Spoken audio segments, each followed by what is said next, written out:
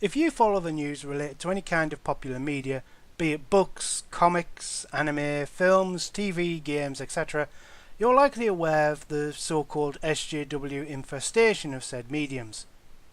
For those unfamiliar, the gist is that middle-class, far-left, politically correct types, aka social justice warriors, or SJWs for short, get into important positions with some company, studio or whatever else and start making changes to said company and their work. Usually this involves kicking out the talented people and replacing them with diversity hires, or forcing them to fill their work with women and minorities. They will also turn stories into thinly veiled screeds against straight white men or right-wing politics. And by right-wing politics I mean anything to the right of Stalin. Some companies and mediums are more resilient than others, so games got out mostly unscathed with the exception of a few companies like BioWare, while comic books have been almost completely destroyed, having record low sales while the films and TV shows are extremely popular. Which brings me to the question of this video: why are there no non-SJW companies? After all, we're told that the free market responds to supply and demand. Since there's demand for things that isn't insufferable social justice preaching, the companies should see that demand and give the public what they want. The problem is that's not happening. Let's look at comic books. For decades, Marvel and DC have essentially had a duopoly on the comics industry. Now they're on the ropes, and all that's needed now is for one company, any company, to make good, relevant stories free from social justice politics to fill the void left by Marvel and DC's collapse. But that hasn't happened. Yes, part of that is because the other big players in the comic book business, such as IDW, are just as infected. But is there any mid-tier or even indie companies willing to step out of line and make quality comics? Even if they are all corrupt, why doesn't someone make a new company and take the entire market for themselves? This is how capitalism is supposed to work, right? The demand is there, where's the supply? The closest thing I've gotten to an answer is a vague hand-waving about taxes, which doesn't really answer the question. This leads to two obvious answers. Either the free market doesn't work that way, or comic fans aren't sincere in their demands. We know that SJWs don't buy the things they claim to want.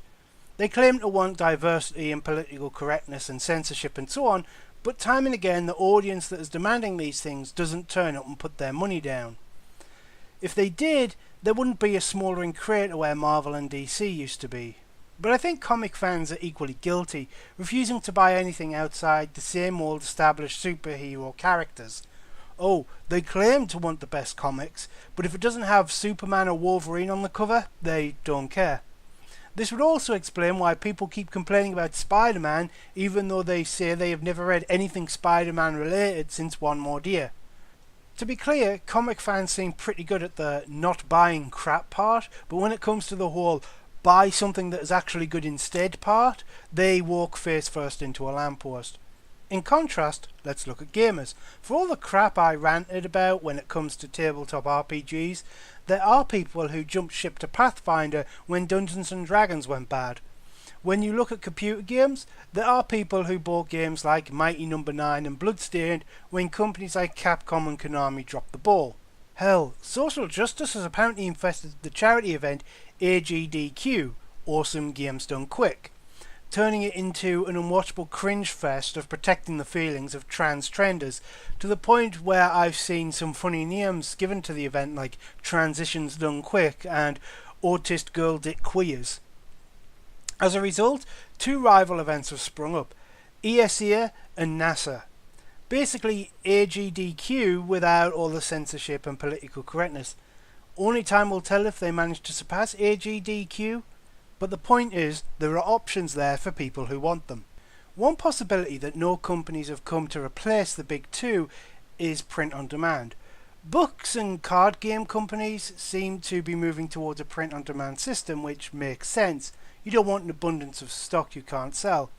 I won't be surprised if comics are moving towards a similar system, but even then, why not use this opportunity to advertise or even try and release some books in comic shops?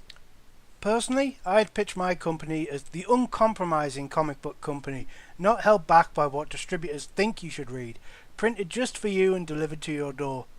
Hell, it's not like you'd be short on talent either. There's lots of starving artists making comics on the internet who would love a steady paycheck, not to mention the talent that got sacked from the big companies simply for having the wrong opinions or not being an in vogue minority.